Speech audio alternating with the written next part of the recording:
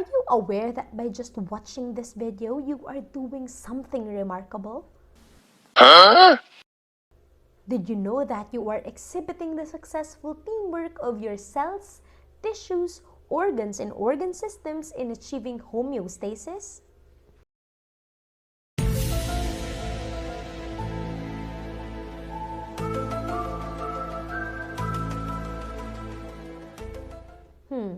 A little bit confused? Let me explain it further. Let's define first homeostasis. Homeostasis is a state of balance. It is a self-regulating process by which biological systems tend to maintain stability while adjusting to conditions that are optimal for survival. If homeostasis is successful, life continues.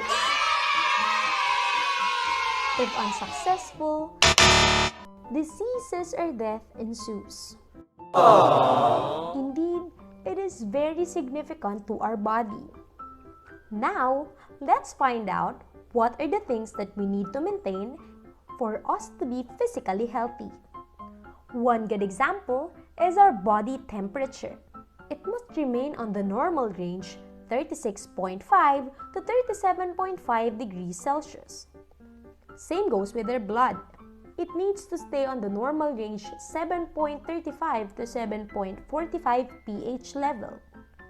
And our blood glucose. It has to be maintained on the normal range 99 milligrams per deciliter or lower. So as you can see, there are so many variables that our body needs to control all the time. Aside from this, we are also living in an environment which is constantly changing. Unfortunately, some of these changes become challenges that affect our body. But despite all these adversities, our body still needs to maintain an internal environment that is relatively constant. Now, let's discuss how our bodies conquer these matters. Our cells, tissues, organs, and organ systems have the ability to automatically work together because they are closely regulated by the nervous system and the endocrine system. And since the hypothalamus is linked between the nervous system and the endocrine system, it is easier for these body systems to work hand in hand. One of the major functions of the nervous system is to control the relative constancy of the internal environment of the organism.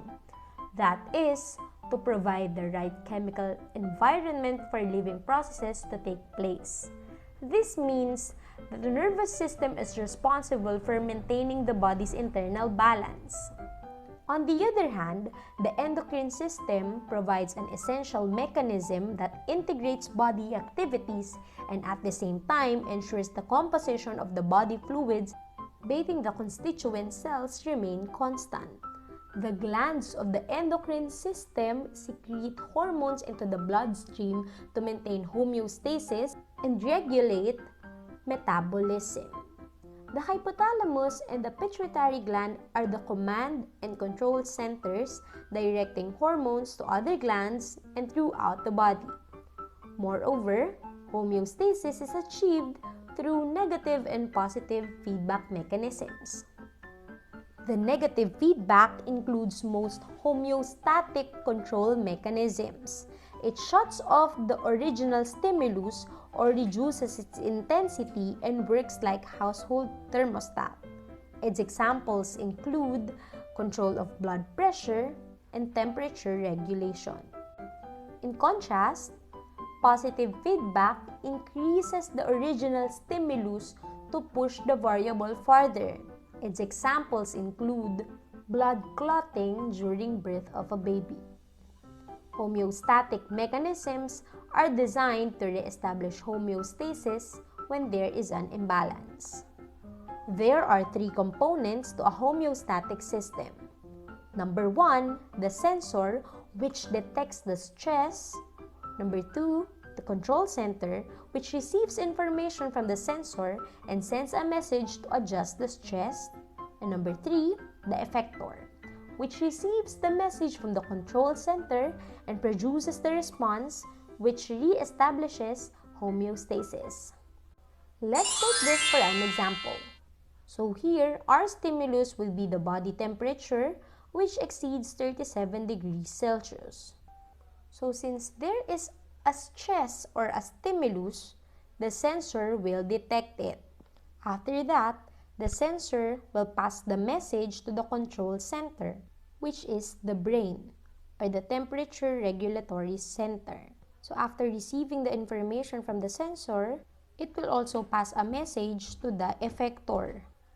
So the effector, after receiving the message from the control center, which is the brain, it will produce a response which will re-establish homeostasis in the body. So that's when the sweat glands produce sweat to regulate the body temperature.